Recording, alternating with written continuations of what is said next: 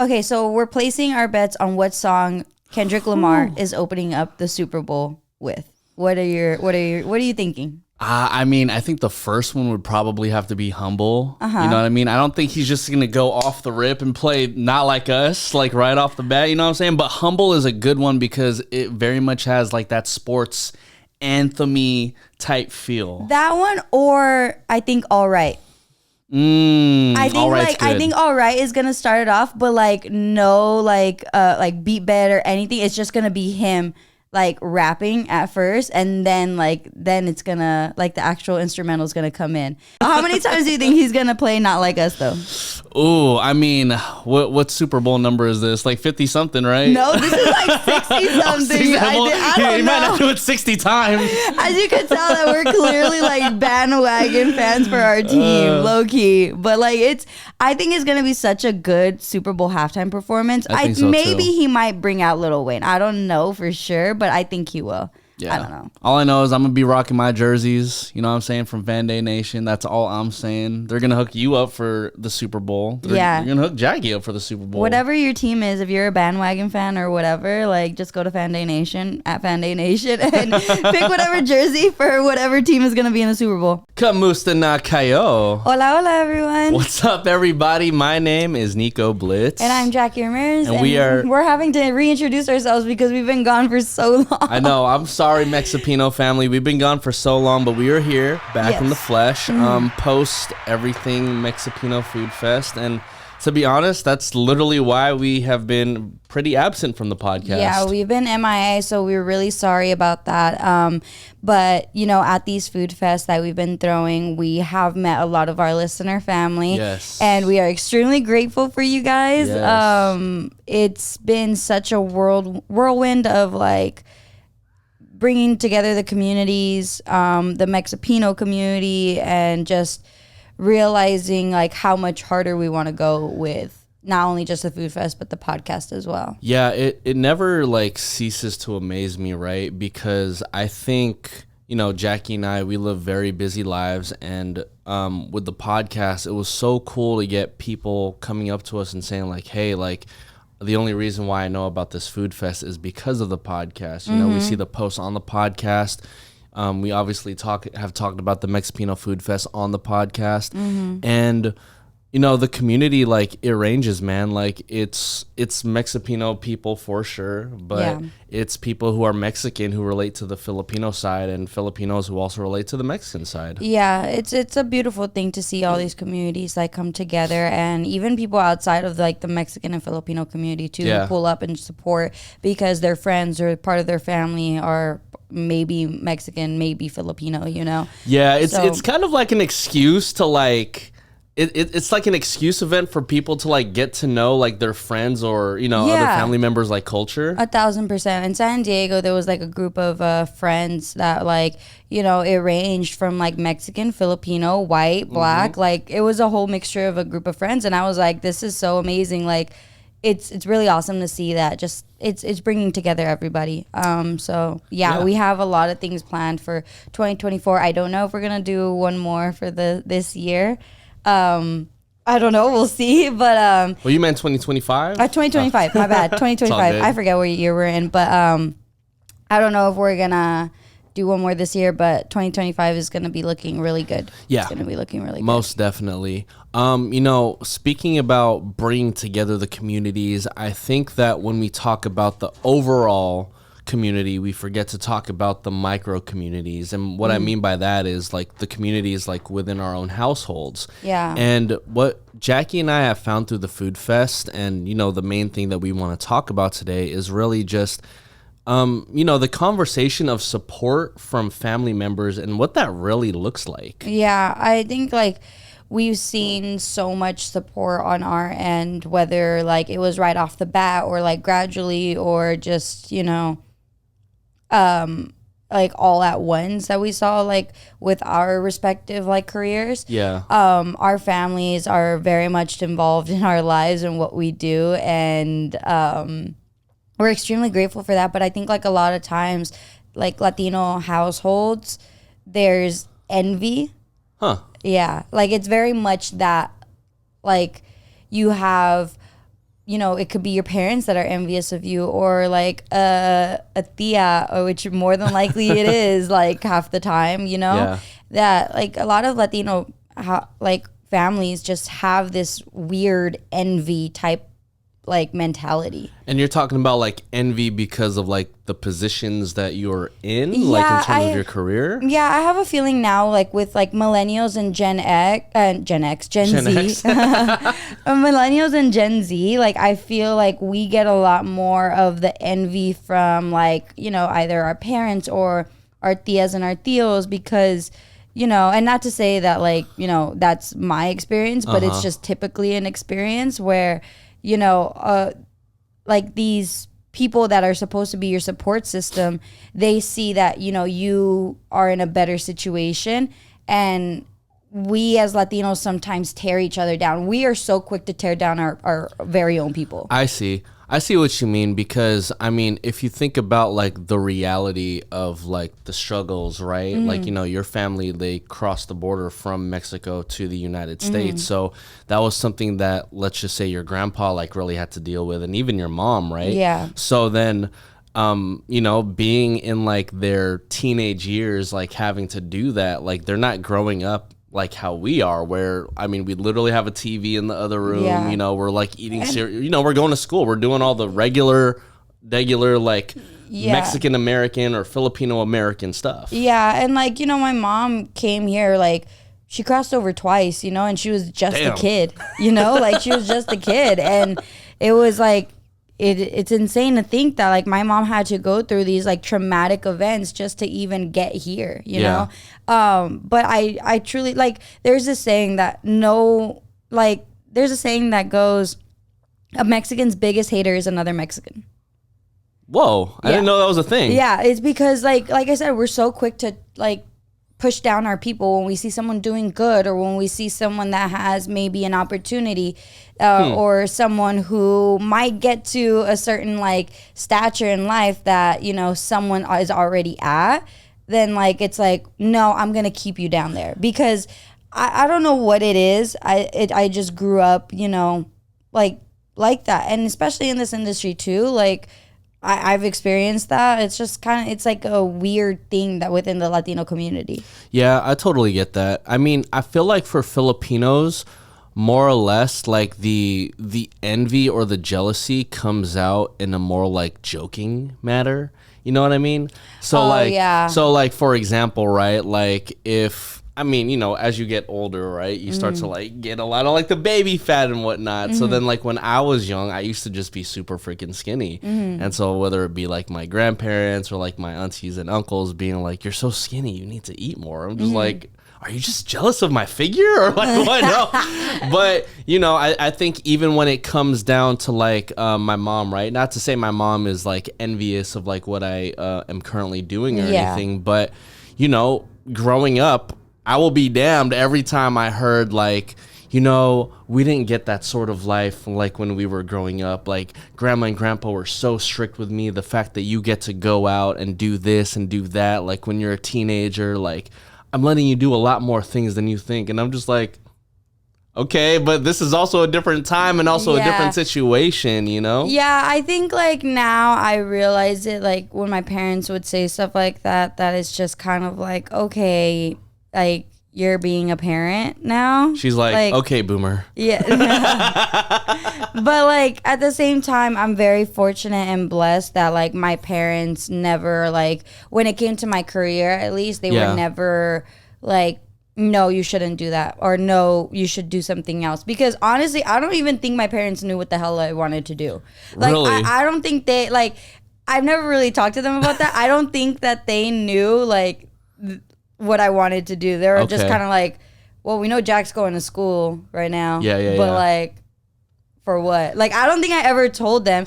And frankly, I didn't fucking know either. Okay, like, so you never formally told your parents like what you wanted to do in life? No, I never formally told them, but like I guess I just kind of like figured it out. Like I knew I wanted to be something that had to do with like sports, you know? Then like I figured out that I wasn't gonna be a sideline reporter, because that involves like statistics and watching like every single game, and like I can't do that. Like I'm like literally I can't.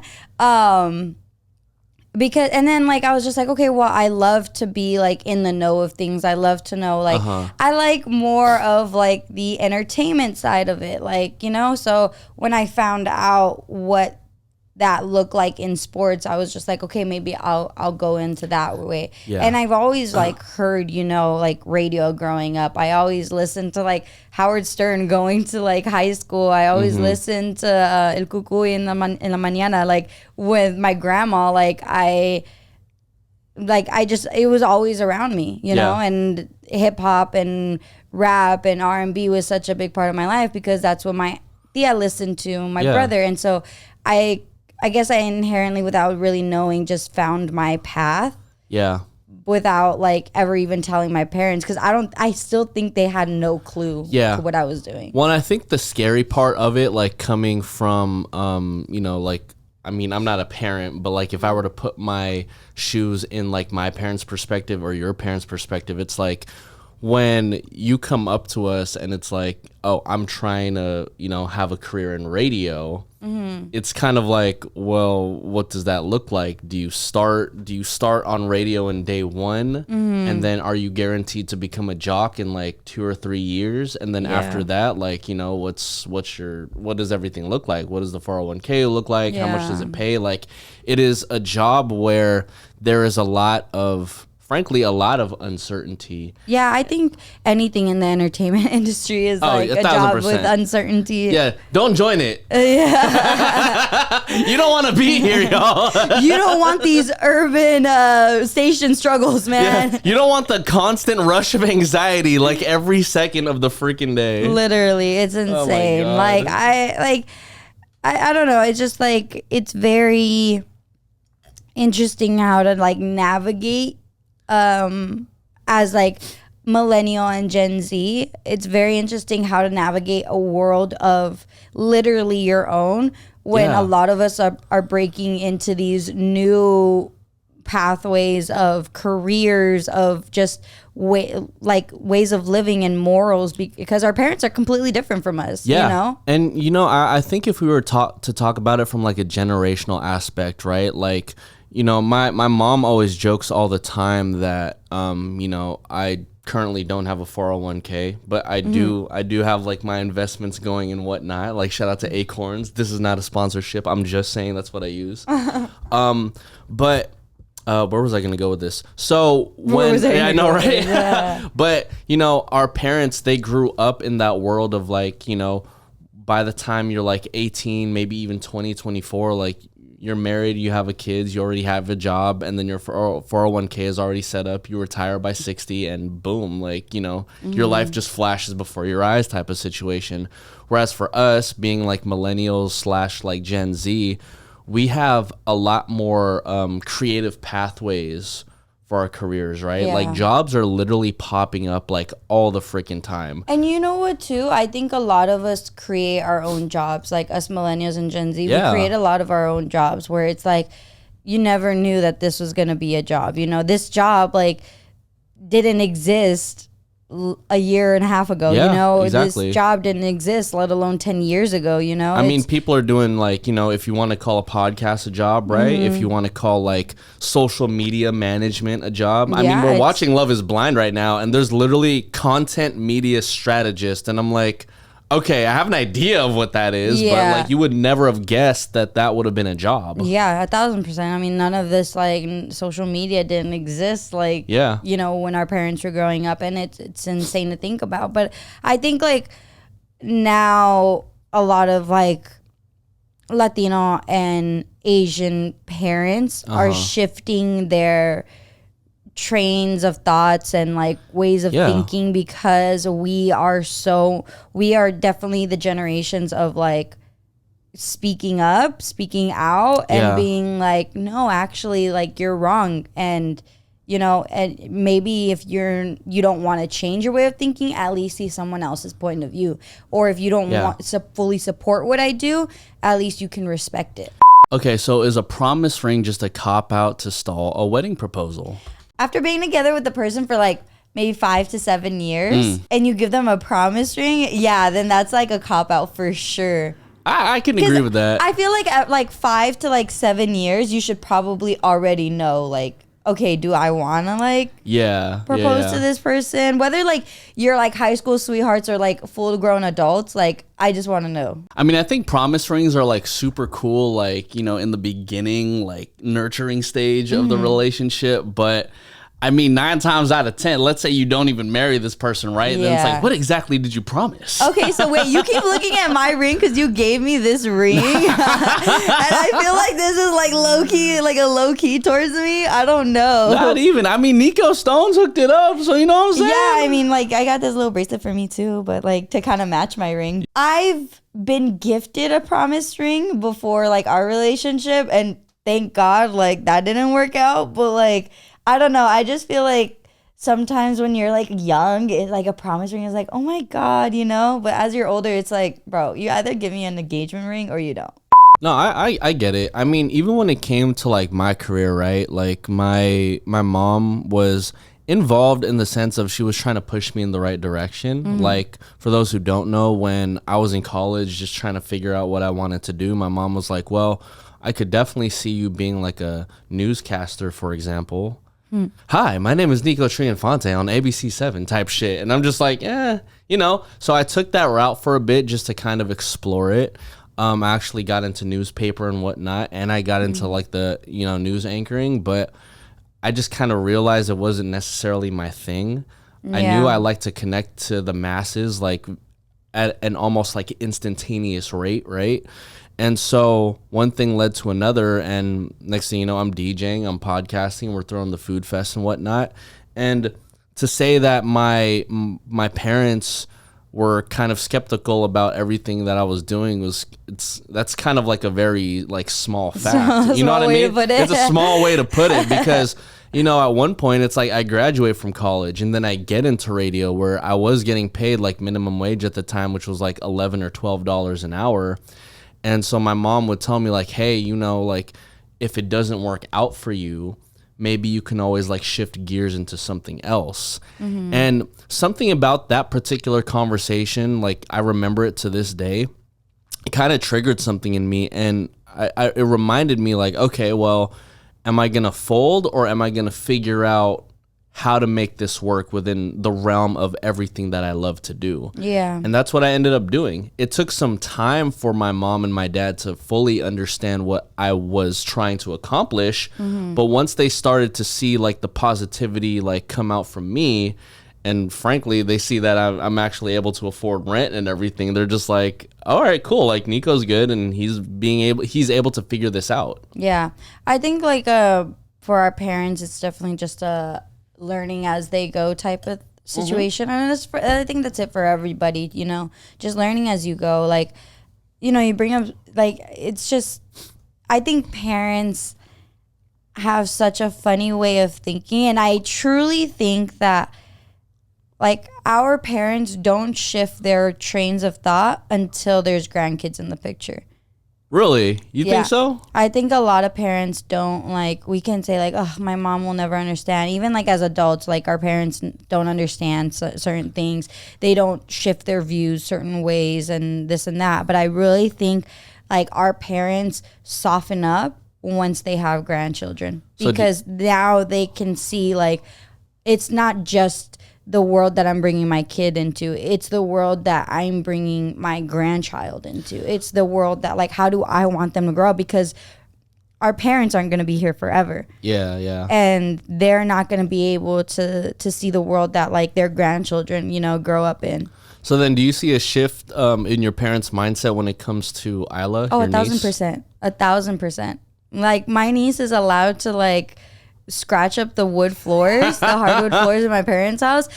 I was damned if like I like wore rubber cleats inside the house. Like, that's hilarious. Yeah, like my niece is literally like the joy in my life, but like at the same time, my parents be doing shit sometimes where I'm just like, dude, what the hell? Like I tried doing that and I couldn't, or like my brother tried doing that and we couldn't. Like, they're like, yeah, but it's like, it's Isla. And I'm like, Okay. That's crazy. Yeah, but at the same time, like, I'm definitely that way too, where it's just like I want to like smother her and I want to just give her everything. Yeah, and yeah. and that goes for both like our nieces and nephews, but like I just want to give them everything like I can. You know, like I literally want to buy my niece's affection. Like I'm like totally like I will be so open about that. Like I'm just like, here, whatever you want, like as long as you like me. Yeah, no, that's why I just let Bria and Chance just trample me. Yeah. It's just like, okay, like I'm not gonna buy you stuff. Yeah. But yeah, just trample me and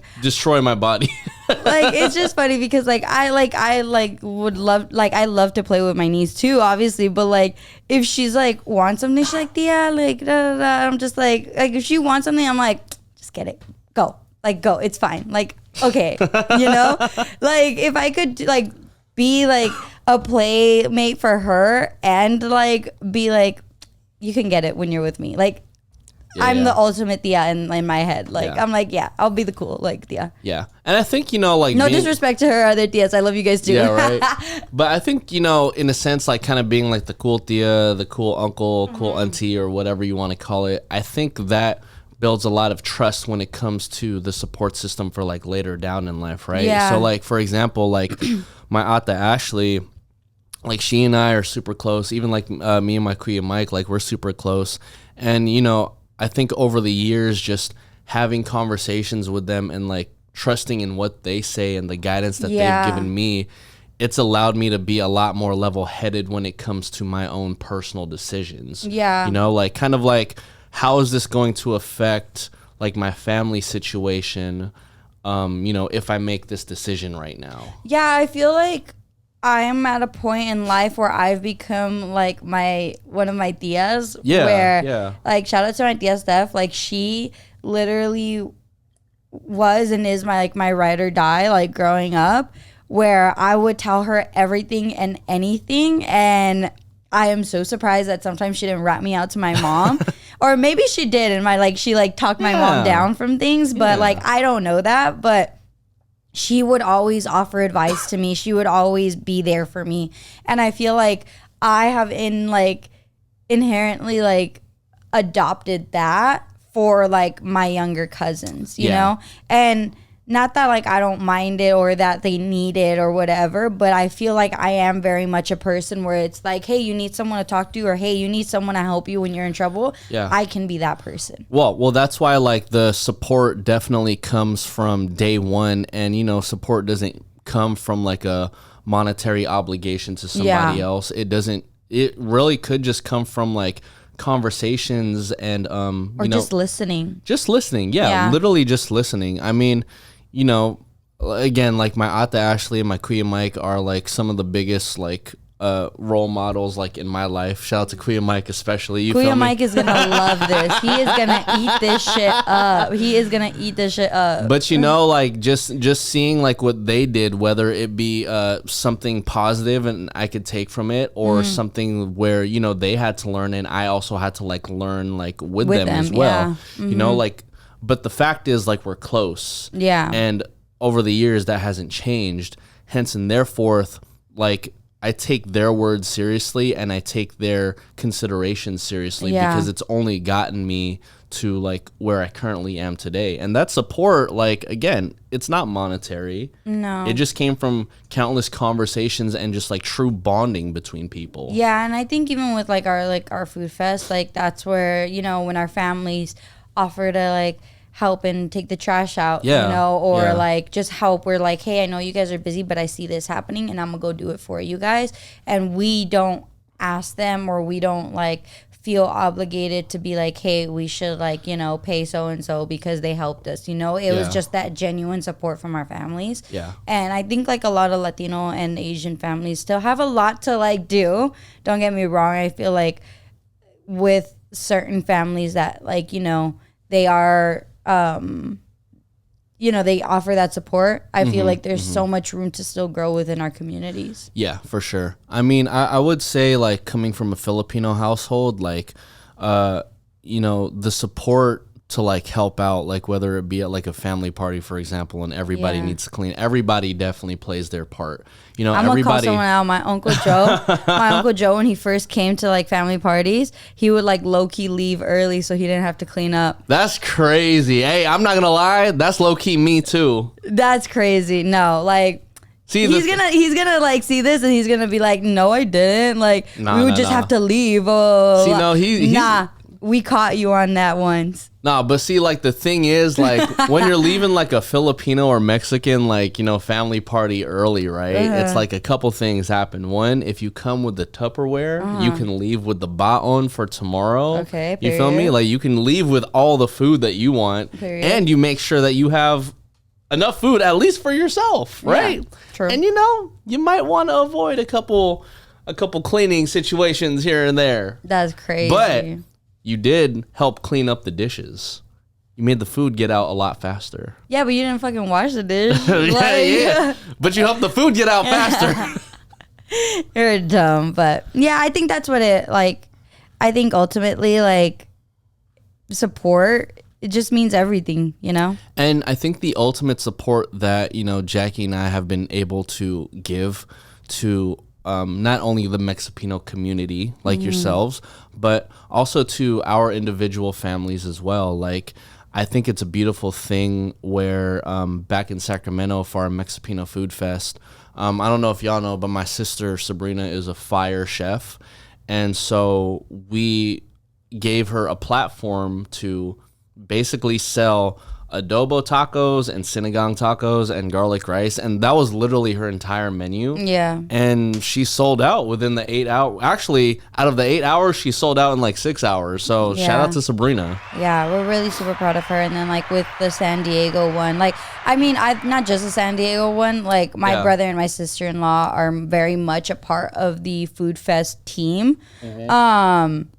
We brought them on, and so like if you've ever been to a food fest or if you've ever been a vendor to at our food fest, you know Jacob and Denise's name. Like they're part of the Mexipino Food Fest team, and my sister-in-law in San Diego, she did Charmed by Isa, which is a play off of my niece, and it was her own little booth where she did bracelets, charms, and everything like that, and it was really cute.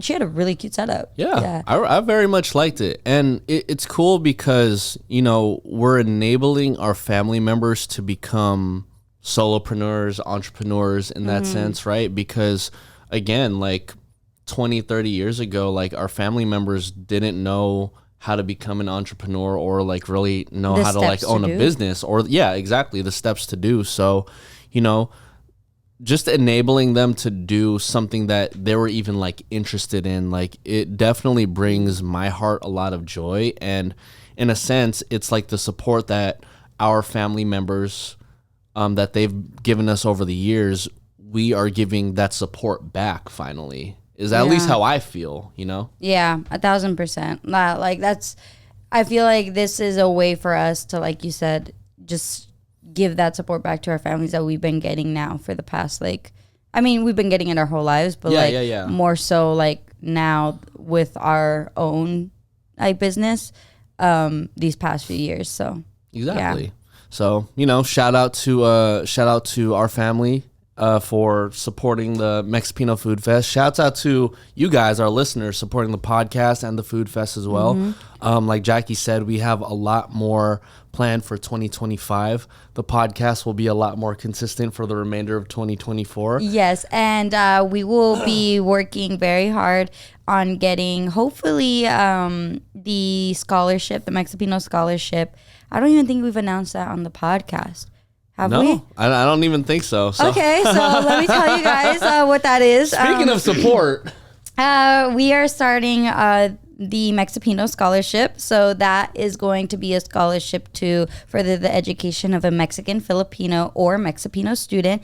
We are hoping to do maybe at least like 2 to 3, students this year. To receive a scholarship this year. And as you can see, we're still figuring out the wording, but we're going to be announcing on how to do that very soon. So if you yourself or you know someone who is Mexican or Filipino or Mexipino who is a student going to or attending college, just tell them to follow the podcast. Tell them to follow the Food Fest, and we'll keep you guys updated with all that. But yeah, we're currently working out some last minute things to ensure that everything goes as smooth as possible so we can get submissions and announce that very soon. Oh yeah. Well, thank you, Mexipino family. We will be talking to you soon. My name is Nico Blitz. I'm Jackie Ramirez. And peace out, y'all. Adios.